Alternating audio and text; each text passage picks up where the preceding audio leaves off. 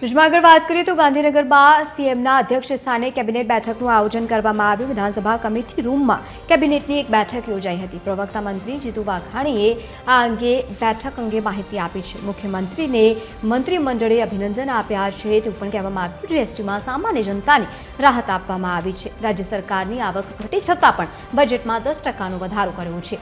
રાજ્ય સરકારની કાર્યક્ષમતાનું ઉત્તર ઉદાહરણ પૂરું પાડ્યું છે। એસસી સહિત એસટી અને ઓબીસી ખેડૂતોને પણ વિશેષ प्राधान्य आपवामां आव्युं छे। राज्य सरकारना चीफ सेक्रेटरी बजेटनी समीक्षा करशे। चीफ सेक्रेटरीने विशेष सूचन पण आपवामां आवी छे।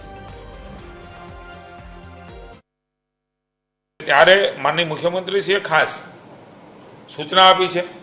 भारत सरकार અને ગુજરાત સરકાર એમની યોજનાઓ, એમની બજેટની જોગવાઈઓ, ગુજરાત સરકારની બજેટની જોગવાઈઓ તુલના કરીને સમીક્ષા એ ચીફ સેક્રેટરી કરે અને જ્યાં જરૂર જણાય ત્યાં મુખ્યમંત્રી પણ એ સમીક્ષા બેઠક આવનારા સમયમાં જરૂર જણાશે તો એ પણ સમીક્ષા બેઠક તુલના કરીને કરશે, જેના આધાર ઉપર આપણે સામાન્ય જનતાને વધારે લાભ અપાવી શકીએ। એક નવી બાબત એમાંની મુખ્યમંત્રીશ્રીએ મૂકી છે। ટેકાના ભાવે તુવેરની ખરીદી 8,000 રૂપિયા પ્રતિ ક્વિન્ટલ 1,03,000 જેટલી નોંધણી થઈ છે। જે મારા વિભાગ દ્વારા જે આ નોંધણી કરવાની શરૂઆત થઈ હતી, ખરીદી કેન્દ્રો 130 જેટલા છે અને ખરીદીની શરૂઆત 23 ફેબ્રુઆરીથી કરવાનો નિર્ણય આજની આપણે આ મંત્રીમંડળની બેઠકમાં માનનીય મુખ્યમંત્રીશ્રી લીધો છે।